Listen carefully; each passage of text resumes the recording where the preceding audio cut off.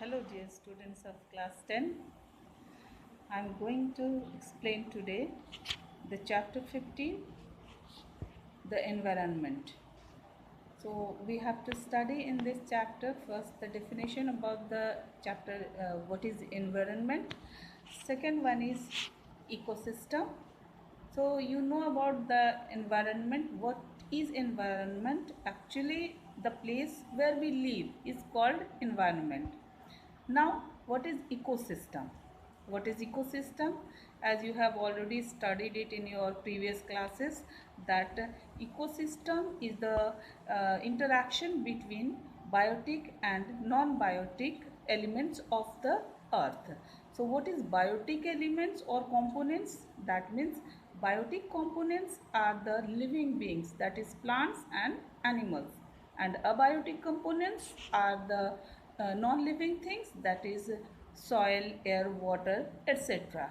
So interdependence between these two components makes an ecosystem. So ecosystems are of many types, such as aquatic ecosystem, terrestrial ecosystem, etc. Again, the ecosystem are of two types, that is natural ecosystem and artificial ecosystem. Natural ecosystem means, for example, if we move on in a garden, then we can see so many plants and flowers are there, and of course some insects feed upon the flowers of the plants, and again these insects are eaten up by some frogs, and again frogs are eaten up by certain reptiles. So in this way one organism is dependent upon the another. So this is called natural ecosystem, or we can, and artificial ecosystem. How can we made an artificial ecosystem? Everybody has known about this artificial ecosystem, that is called aquarium. So you have to also study how this work, aquarium, how this aquarium works as an artificial ecosystem. In this chapter also some basic terms are given, such as producer, consumer, then what is primary consumer, secondary consumer, decomposer, that you have already studied in junior classes. So I think it's you don't need to more explanation about these terms. The main topic in this chapter that you must know about this topic, that is the food chain and webs, and how different energy levels work in this world. So let us take a look in and open page number 258 258 of NCERT book. You can see in figure 15.4, that is different levels of we have formed a series of organisms, that is sunlight, producers, herbivores, carnivores, and at the top carnivores. So in 15.4 we have formed a series of organisms feeding on one another. This series or organism taking part at various biotic levels form a food chain. That means the food chain is that type of a series in which one organism is dependent upon the other organism. Next one, each step or level of food chain forms a trophic level, and so in this figure we can see each step, that means sunlight, producer, herbivores, each step is known as one trophic levels. The autotrophs or the producers are the first trophic level. They fix up the solar energy and make it available for the heterotrophs or consumer. As in the junior classes we know that the herbivores is the primary consumer, we can say, and green plants are the producers. So the basic trophic levels is formed by the producer or autotrophs. The herbivores or the primary consumers come at the second, small carnivores or the secondary consumers at the third, and the larger carnivores or the tertiary consumers form the fourth trophic level. So we know that the food we eat acts as a fuel to provide us energy to do work.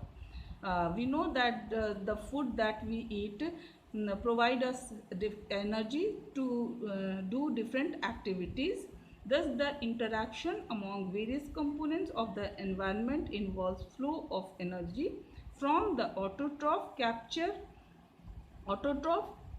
to the different levels. As we have studied, the autotroph capture the energy present in sunlight and convert it into chemical energy.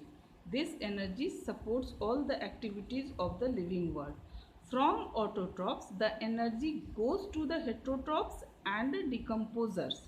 However, as we saw in the previous chapter on sources of energy, when one form of energy is changed to another, some energy is lost to the energy is changed to another, some energy is lost to the environment in forms which cannot be used again. The flow of energy between various components of the environment has been extensively studied, and it has been found that the green plants in the terrestrial ecosystem capture about 1% of energy of sunlight that falls on their levels and convert it into the food energy. You can see in this picture that plants, that is producer, consume if 1000 joule of solar energy arrived to plants. So its 1% becomes 10 joule energy is available for the plant food, and rest go back to the environment, that is 990 joule energy. And again, if when the plants are eaten by herbivores, then it's 10%, that is 10% of 10 joule is equal to 1 joule energy is available only retained by the herbivores, and rest 9 joule energy is lost to the environment as a heat. Again, when herbivores is eaten by primary carnivores, 10% of 1 joule, that is 0.1 joule energy is consumed by primary carnivore, and rest go back to the environment, that is 0.9 joule energy. Again, the secondary carnivore eats primary carnivores, then only 10% of 0.1 energy, that is 0.01 joule energy is available to the secondary carnivore, and rest energy is lost in the environment. So this consumption of 10% energy of the previous trophic level is termed as 10% law. So this 10% law was put forth by Lindemann 1942. It states that during transfer of food energy from one trophic level to the next, only 10% is stored at a higher trophic level, while remaining 90% is lost in the respiration, digestion, or other processes of the body. In other words, the net productivity of the next higher trophic level shall be only 10% of the first one. And again, one important thing is biological magnification of harmful chemicals. So what is biological magnification? A number of toxic chemicals, that is pesticides, weedicides, that is used by the farmers in the crop field, are used for protection of crop plants from insects, fungal and bacterial pathogens. Some harmful chemicals are also sprayed in residential areas for killing mosquitoes, flies and cockroaches. We all knows about this. So several poisonous chemicals are released by industries, effluents. Some chemicals are also released by the industries. such as mercury, arsenic, nickel, cadmium, etc. These chemicals are washed down into the soil, reach water table. You know what is water table? That is the level under the soil. The first level under the soil is called water table, along with percolating rainwater, pass to water bodies through surface runoff or enter the plant directly. Most of these chemicals do not degrade easily. Degrade means that is not decomposed or broken up easily. For example, DDT, once commonly used as insecticide, has a degradation rate of only 5% per annum. That is, in a year only 5% is broken down, DDT, in the soil. Such toxic chemicals are called persistent or non-biodegradable. They enter food through soil, water, or direct passage into the plant. Being non-biodegradable, the toxic chemicals pass to all the trophic levels. Human being receives the chemical through water, plants, herbivores, and other food items. They would be harmed the maximum because human beings occupy the top level in all the concerned food chain.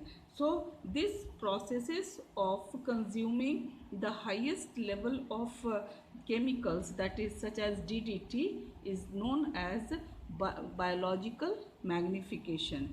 For example, you can see crop plants to the man, again grass, fodder, sheep, goat through man.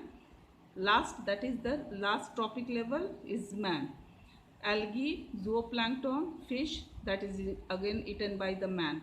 So the increase in concentration, this is the main definition, the increase in concentration of chemical unit weight of organism with the successive rise in the trophic level is called biological magnification or ecological amplification. So you have to study the definition, but you must understand the what is actually this. Okay, for this chapter, and the rest you can understand by your own. So thank you.